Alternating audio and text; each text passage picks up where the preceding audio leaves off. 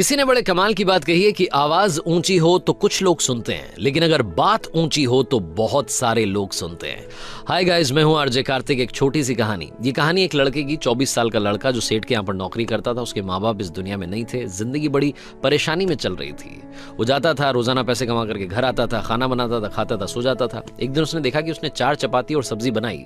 हाथ मुंह धोकर के वापस आया, तब तक 3 बची। दूसरे दिन भी यही हुआ। तीसरे दिन उसने ध्यान रखा और चूहे को पकड़ लिया। एक चूहा मोटा सा चपाती लेके जा रहा था। चूहे को पकड़ा तो चूहे ने कहा कि भैया मेरी किस्मत का क्यों खा रहे हो, मेरी चपाती तो मुझे ले जाने दो। तो लड़के ने कहा बेटा मेरे पास में ज्यादा पैसा नहीं, सिर्फ 4 मैंने बनाई है चपाती, उसमें से एक तुम ले जा रहे हो, मैं क्या करूंगा, मेरी जिंदगी ने मुझे बेहाल कर रखा है। तो चूहे ने कहा कि तुम्हारे सारे सवालों के जवाब तुम्हें एक इंसान दे सकता है। लड़के ने पूछा कि कौन है?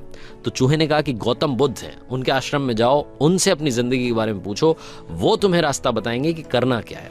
लड़के ने कहा बहुत बढ़िया बात है। चूहे की बात मान ली। गौतम बुद्ध से मिलने के लिए चल पड़ा। सेठ से छुट्टी ले ली 5-6 दिन की। रास्ता लंबा था, रात हो गई। इस लड़के को कुछ दिखाई नहीं दे रहा था। थोड़ी दूर पर एक हवेली दिखाई दी, वहां गया, जाकर के शरण मांगी। हवेली की मालकिन ने पूछा कि बेटा कहाँ जा रहे हो? तो लड़के ने कहा कि गौतम बुद्ध के आश्रम जा रहा हूं, उनसे मिलने के लिए। तो मालकिन ने कहा कि बहुत बढ़िया जगह जा रहे हो, गौतम बुद्ध से हमारे एक सवाल का जवाब लेकर के आना, अगर वो सवाल का जवाब दे दें। तो लड़के ने कहा जरूर, आपका सवाल पूछूंगा, बताइए। तो हवेली की मालकिन ने कहा कि बेटा मेरी 20 साल की बेटी है जो 20 सालों से एक शब्द नहीं बोली है, बोल नहीं सकती है। बस उनसे पूछ लेना कि ये बेटी कब बोलेगी। ये बोलते बोलते उनकी आंखों में आंसू आ गए। लड़के ने कहा माता जी आप परेशान मत हो, मैं जाऊंगा और आपके सवाल का जवाब जरूर लेकर आऊंगा। लड़का अगले दिन चल पड़ा।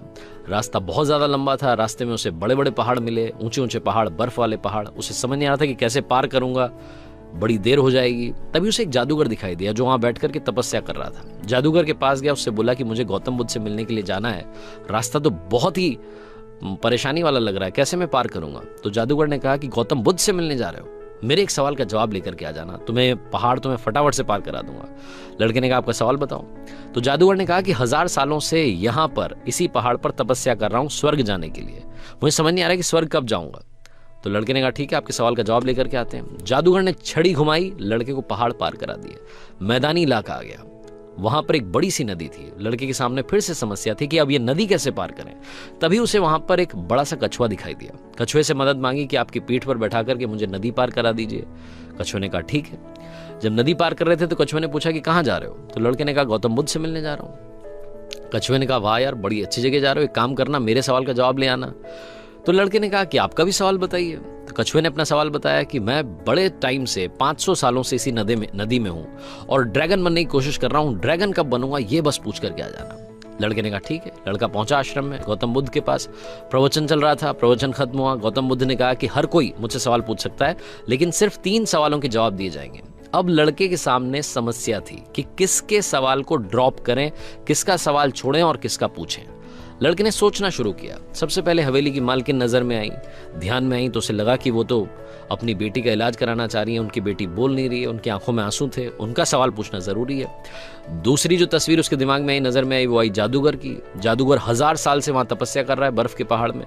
तीसरी तस्वीर आई कछुए की जो 500 साल से नदी में ड्रैगन बनना चाह रहा है। फिर लड़के को अपनी तस्वीर नजर आई जो सेठ के यहाँ पर एक लड़का नौकरी कर रहा है। लड़के ने सोचा कि मैं तो नौकरी कर ही रहा हूँ, खाना खा ही रहा हूँ, ठीक चल ही रहा है, थोड़ी और मेहनत करूंगा, कुछ बदलूंगा। इन 3 लोगों की जिंदगी में बदलाव लाना जरूरी है, इन 3 के सवाल पूछने जरूरी है। लड़के ने गौतम बुद्ध से तीनों के सवाल पूछे।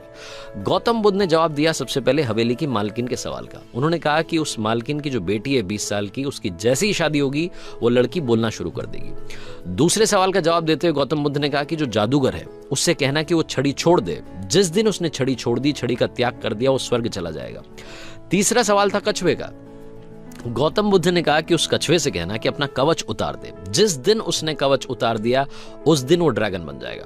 लड़के ने नमस्कार किया, प्रणाम किया, चल पड़ा वापस। रास्ते में कछुआ मिला। कछुए से कहा कि भैया कवच उतार दो।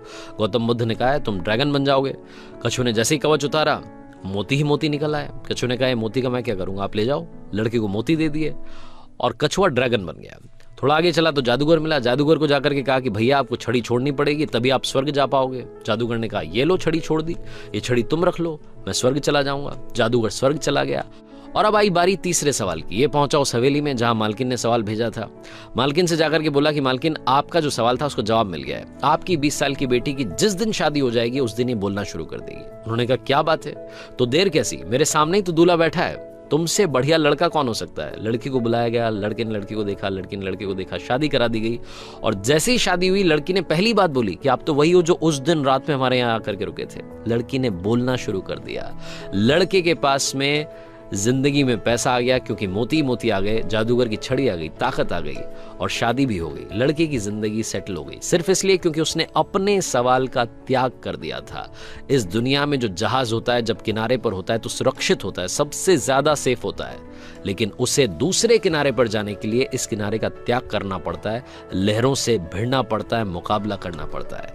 इस लड़के ने जब तक अपना सवाल नहीं छोड़ा था, इसको जवाब नहीं मिले थे। ये छोटी सी कहानी लाइफ में बहुत बड़ी बात सिखाती है। अगर आप कुछ कमाल करना चाहते हैं तो त्याग कीजिए उन बुरी आदतों का, आलस्य का। सुबह जल्दी उठना शुरू कीजिए, अपनी लाइफ में जो बैड हैबिट्स हैं उन्हें हटाइए, तभी जाकर के आप कमाल कर पाएंगे। आरजे कार्तिक एक बार फिर आपसे कहेगा, कर दिखाइए कुछ ऐसा कि दुनिया करना चाहे आपके जैसा। हर सोमवार सुबह 9:30 बजे मेरे चैनल पर देखिए एक नई कहानी।